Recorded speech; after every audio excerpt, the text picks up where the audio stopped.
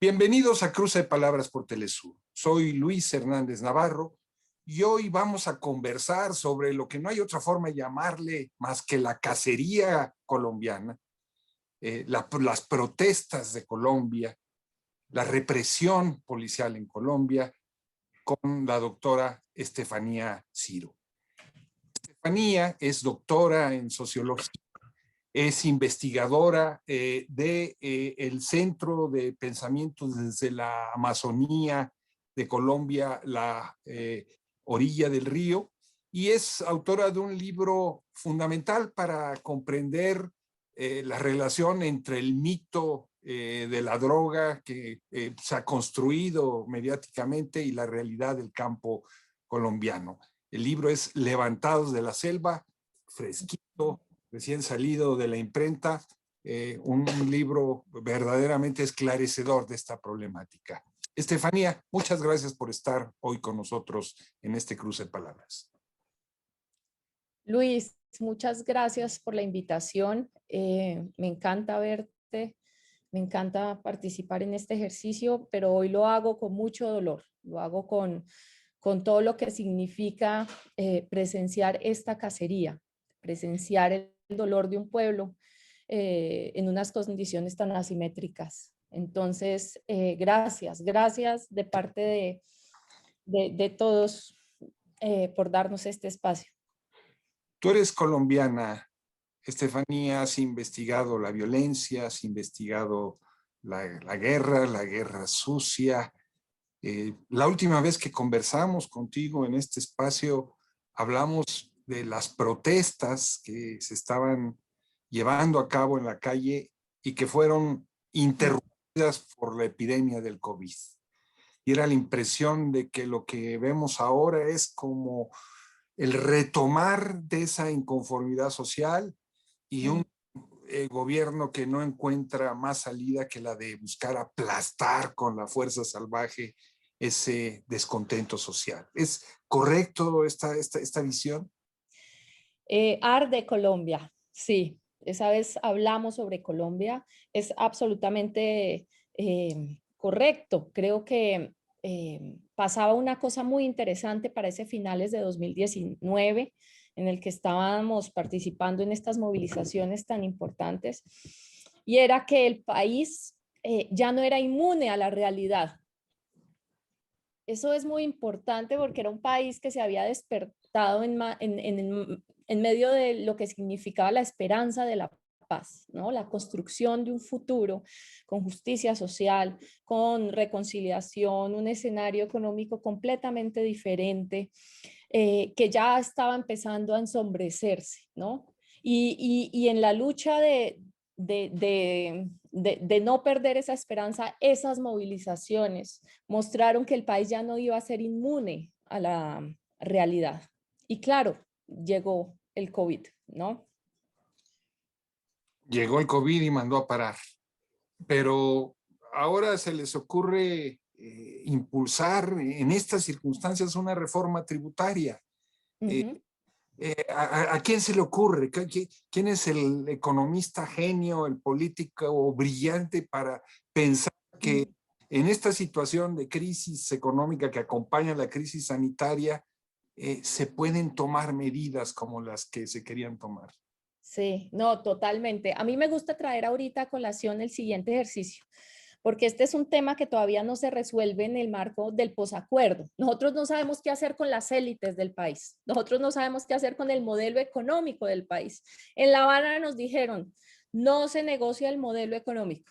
Eso no está en discusión. Y cada vez que podía, venía Santos y tranquilizaba a los gremios y les decía, aquí no se está negociando el modelo económico, no se preocupen, aquí esto es otra cosa. Y entonces nosotros los colombianos vivíamos como en una esquizofrenia muy interesante, que es como el conflicto armado por un lado y el desarrollo económico, la economía por otro, ¿no? Y es lo que yo llamo que éramos inmunes a la realidad, porque es un país absolutamente desigual, es un país absolutamente inequitativo, que genera una cantidad de pobreza y de informalidad impresionante.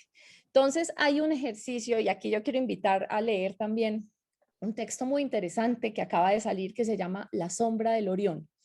Y La sombra del Orión de Pablo Montoya tiene una metáfora muy poderosa, que es la que nos explica esto que estamos viviendo, y es la metáfora de la escombrera.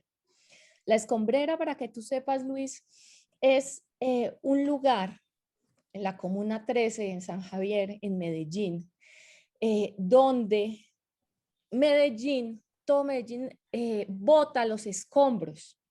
Entonces tú sabes qué es Medellín, ¿no? La ebullición, el crecimiento, las mujeres, estas torres de tantos apartamentos en esas montañas, ¿no? Entonces es una ciudad que se va construyendo y se va construyendo en una dinámica económica impresionante y todos los escombros los bota ahí en la escombrera.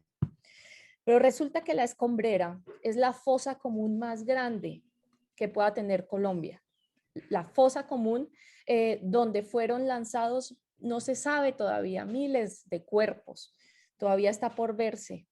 Entonces es la metáfora, la escombrera es la metáfora de ese país que se construye y que crece en torres, pero es un país que se construye sobre los cadáveres de los jóvenes, de los hombres, las mujeres, los campesinos que fueron botados ahí por el paramilitarismo, ¿no?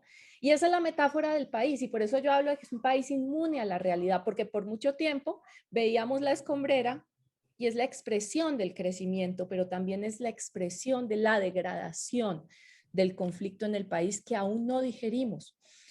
Y eso es el país. Y eso no sabemos. Por eso no sabemos dónde meter las élites, porque nos parecen que es una cosa aparte. Entonces, nos prometen la paz, nos prometen que se acaban las FARC y se acaban las FARC y ahora vamos a tener un mundo ideal. Y no ocurre. Entonces el país ya no es inmune y se da cuenta que encima de ese crecimiento hay muertos. Y hay muertos y hay pobreza y hay hambre y hay desigualdad, ¿no? Que sigue ocurriendo y que pervive. Entonces, eso es lo que está ocurriendo. Claramente con la pandemia todo esto estalló y se triplicó porque la pandemia fue como ponernos en una máquina para radiografías. Nos mostró lo que éramos en esencia, nos mostró los huesos donde quienes se han hecho más ricos ahorita, el sector financiero, ¿no? A costa de la clase media, sí existe una clase media, pero a costa del sector trabajador, del sector microempresarial, de la cantidad de familias que vive el día a día. Entonces yo quisiera dejar muy clara esa metáfora porque es lo que nos explica qué es lo que está ocurriendo. En el 2019, mira, Ecopetrol, la empresa de petróleos, fue la que ganó más utilidades. En el 2018 era Ecopetrol, Grupo Aval, Sistema Financiero, Bavaria, Cervezas y Grupo NPM, Energía, ¿no? Esas son las grandes utilidades del país. Y en este año, después de la pandemia, los únicos y grandes beneficiarios de esto ha sido el sistema financiero. Entonces la gente se está dando cuenta que la gente se está haciendo rica y está construyendo esas torres sobre la vida y la dignidad y el proyecto de país y el proyecto de futuro de sus hijos, ¿no? Y eso es lo que refleja estas movilizaciones. Estefanía, en estas protestas hemos visto todo tipo de imágenes, desde el salvajismo de la represión policial hasta momentos que parecen sacados de una película de fantasía en donde ante una multitud con los guardias resguardando un edificio público, un grupo de bailarines transexuales, ¿verdad? Hacen todo tipo de piruetas en el aire y maniobras en el aire, los gendarmes desconcertados. Hace falta mucha imaginación para que la naturaleza de la protesta adquiera esta dimensión. Mucho deseo de poner en el centro la vida y el deseo de de soñar otras cosas. Ajá. Entonces, Absoluto. En este libro, perdón por nombrar tanto el libro, pero es que este libro tiene una, mira lo que tú dices, dice el enjambre descomunal, eh, el enjambre descomunal de los muertos. Y esa es la vida.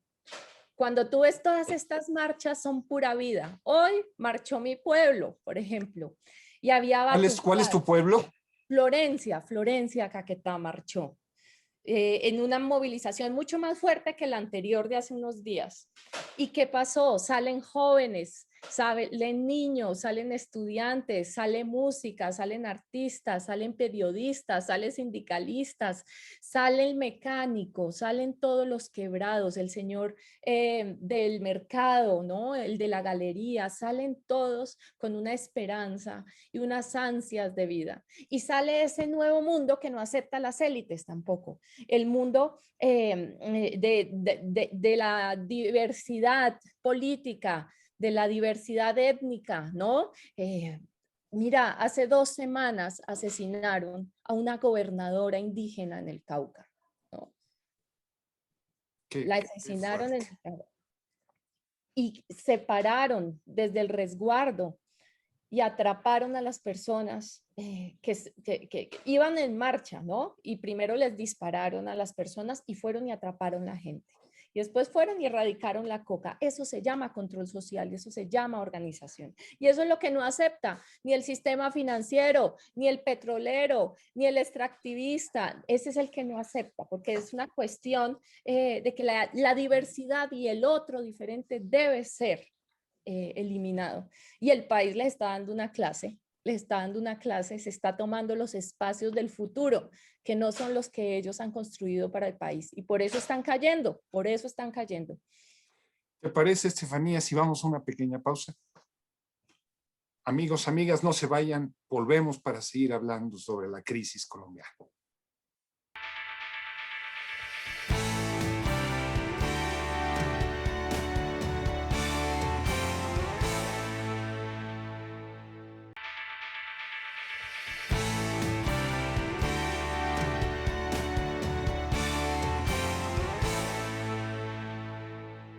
Estamos ya de regreso en este cruce de palabras, conversando con la doctora Estefanía Ciro sobre la actual crisis colombiana. Estefanía, ¿de dónde salen todas estas gentes? Tú nos dices, está la escombrera detrás, están todos estos muertos detrás, pero ¿de dónde más salen teniendo frente a sí una represión de la magnitud que hemos visto? Una represión que combina el monopolio legítimo de la violencia, vamos a decirlo así, con el uso de matones, no sabemos si a sueldo, pero sin uniforme, paramilitares se presume, pero la gente ahí está en la calle y la movilización no cesa. ¿De dónde viene esta energía y esta decisión de decir ya basta? Es una acumulación de cansancios. Nosotros nos hablan de la reforma tributaria, ¿no? Y de Alberto Carrasquilla, el ministro que hay que nombrar, que tú ahorita dijiste, ¿no? Y nos dicen, esto lo detona la reforma tributaria. Y claro, eso es como nuestro florero de Llorente, decimos, porque eso fue lo que detonó la independencia en Colombia, el florero de Llorente, el mito del florero de Llorente. Pero la verdad es una acumulación de cosas, una acumulación de cansancios. Es decir, la gente en el marco de la pandemia estuvo encerrada, ya lleva el tercer, cuarto pico y todavía no hay salida, ¿no? La vacunación va andando, pero la gente sigue muriendo, estamos en unos escenarios dantescos, ¿no? La cosa no se resolvió, ni mejoraron el sistema, la gente está harta, ¿no? Perdió sus familiares en una mala atención, entonces se van acumulando cosas. El gobierno quiere asperjar con glifosato, ¿no? Entonces, ¿usted qué le va a decir a los campesinos cocaleros, a los campesinos, ¿no? En general, que les están prometiendo que les van a lanzar y los van a bañar con glifosato para atacar la coca, por ejemplo, ¿no? Que es como volver 20 años atrás. a los jóvenes, a la salud, ¿no? Están prometiendo una reforma a la salud, un cambio a la salud. Venimos de una reforma tributaria que ya se hizo en el 2019 y que precisamente ya había hecho las exenciones tributarias al gran capital, en la lógica de que es el gran capital al que hay que fortalecer porque de desborde va a jalar el resto de la economía, esa gran falacia que nos han metido, ¿no? Pero es que tenemos un año después 3 millones de pobres más y esos son los que están saliendo a marchar. Esa es la vida de esto. Está saliendo a marchar el mecánico, el señor que, la mujer que se quedó sin empleo. En términos de desempleo, estamos hablando de un aumento de desempleo. La gente, ¿qué está haciendo? ¿De qué está viviendo? No sé si tú viste las imágenes del trapo rojo, porque la alcaldesa de Bogotá lanza la cuarentena, dice nadie puede salir de la casa, pero resulta que este país vive con unos niveles de informalidad enormes. Entonces, ¿qué pasa? La gente tenía hambre y ponía el trapo rojo en la ventana y eran barrios enteros con el trapo rojo pidiendo comida que nunca llegó, ¿no? Esa es la gente que está marchando ahorita.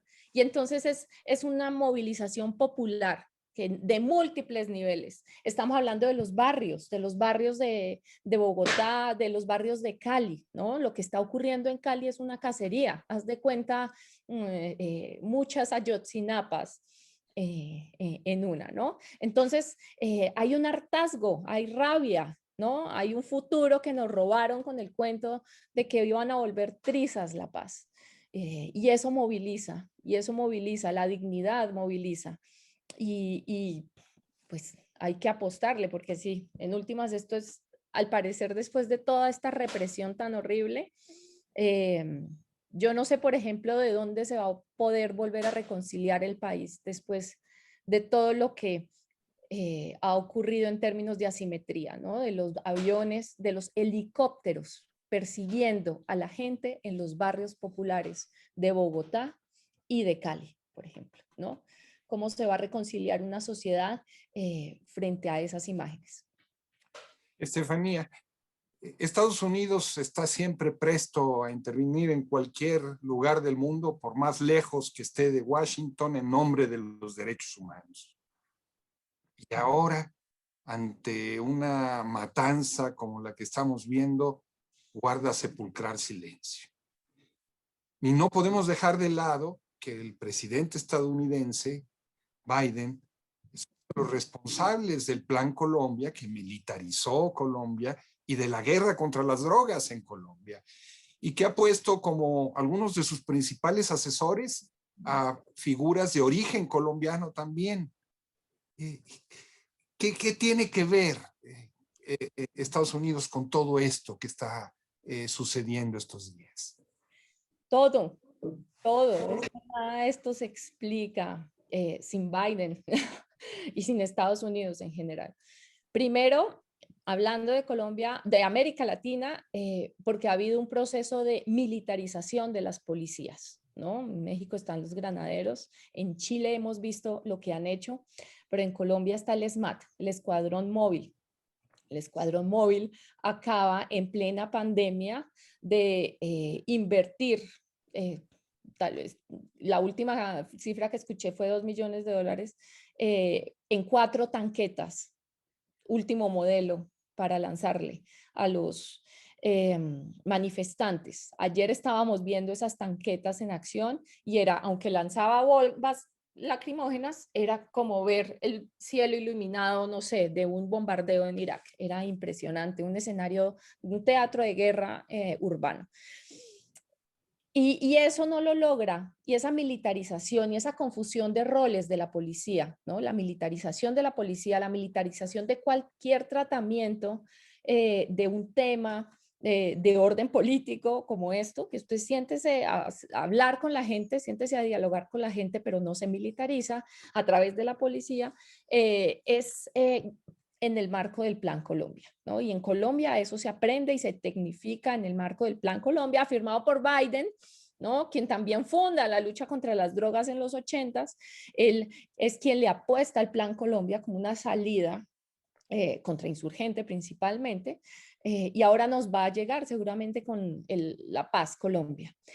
Pero es muy interesante y yo sí quiero dejar aquí claro que esto no se entiende, o este cheque en blanco que recibió la gente, la policía y el ejército y el Ministerio de Defensa, eh, no se entiende sin entender Venezuela y la relación y el lugar de Venezuela. O sea, venimos de un teatro de operaciones en la frontera con Venezuela, Apure y Arauca, ¿no?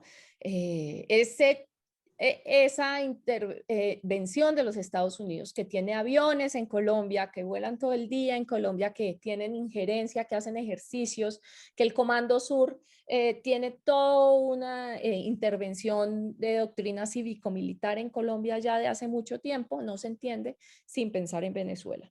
Entonces, prácticamente, y en muchos términos, yo sí creería que lo que ocurre, la impunidad de Cali, la impunidad de lo que ocurre en Medellín, la impunidad de lo que ocurre en Bogotá y en los diferentes otros lugares, solo se va a entender en lo que se negocie de Biden con el gobierno colombiano con respecto a Venezuela. Yo quiero traer aquí a colación a que a Guaidó en el Congreso, en el discurso del Congreso de la Unión de Trump, lo aplaudieron ambos, republicanos y demócratas, ¿no? Entonces, en eso están muy alineados.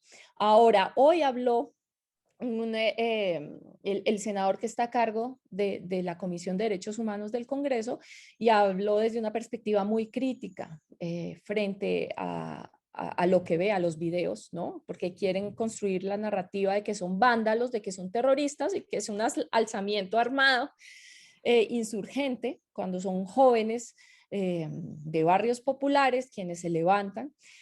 Pero en esa narrativa que están construyendo, hay unos senadores que sí están planteando esto como una violación inconcebible de los derechos humanos. Entonces, allá también la cosa no es homogénea, pero al final creo que depende de Biden. Lo que están planteando estos senadores es que se debe condicionar la ayuda al Ministerio de Defensa y a las Fuerzas Armadas de parte de los Estados Unidos a el resolver el tema de derechos humanos, ¿no? Entonces, esa es la carta que están jugando algunos senadores, pero pues vamos a ver cómo va esa discusión, ¿no? El punto es que aquí hay que tener en cuenta el panorama de Venezuela, porque de todas maneras Colombia ha sido un aliado eh, completo para Estados Unidos en el tema de la avanzada sobre Venezuela. Colombia, exagerando, podríamos decir que es hacia América Latina y los procesos progresistas lo que Israel es para Estados Unidos en el Medio Oriente, ¿no? Una gran fortaleza policíaco-militar capaz de contener las expresiones de descontento. Exactamente, exactamente. Pues tenemos bases militares con presencia de los Estados Unidos, tenemos una tecnología de guerra y pues no la necesitan, están presentes en muchos escenarios cotidianos de los teatros de operaciones en el país. Entonces sí, de acuerdo. Estefanía, Ciro, el tiempo se nos ha terminado. Muchas gracias por tu esclarecida explicación, tu emotivo análisis y por permitirnos asomarnos a esto que es al mismo tiempo una tragedia y una esperanza. Gracias, Luis. Gracias por esta invitación. Yo quiero dejarle a cada una de las personas que nos están escuchando en América Latina una imagen, y es la imagen de una imagen que tomó Chucho, uno de los grandes fotógrafos del país, y la tomó en el marco de la Operación Orión. La Operación Orión ocurre en octubre del 2002 en este barrio San Javier, donde está la Escombrera, y fue una avanzada articulada entre el ejército y entre grupos paramilitares sobre un barrio popular, ¿no? Es una avanzada que todavía no se sabe cuánta gente murió, pero se entraron. Fue un teatro de operaciones, una cacería urbana, como lo que estamos viendo ahorita. Pero hay una imagen muy importante que no quiero que se nos olvide, y es que esta imagen señala a una persona vestida de militar, tapada, tapada, y que está señalando una casa como diciendo ahí, ¿no? Y eran los informantes que van señalando a quién deben sacar y a quién deben llevarse y a quién deben asesinar.